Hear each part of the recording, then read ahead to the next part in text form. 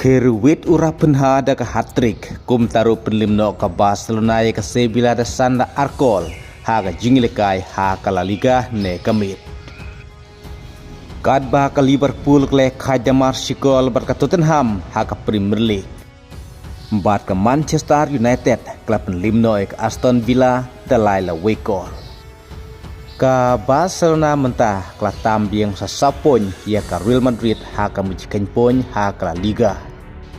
Hadin berkelak penlimno ne kemiti ke Sevilla desan la Arkol.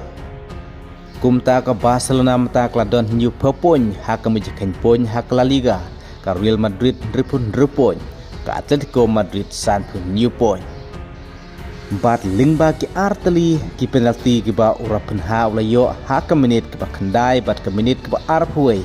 Kumtaru urapan ha ula kwit sendon de ke hat-trick haknya kejinglekai ne kamit persyai ke Sevilla.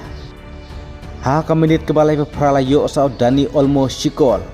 Bat ke Sevilla ke layo berpenpaino hak menit kebasapsan plus lai Sikol.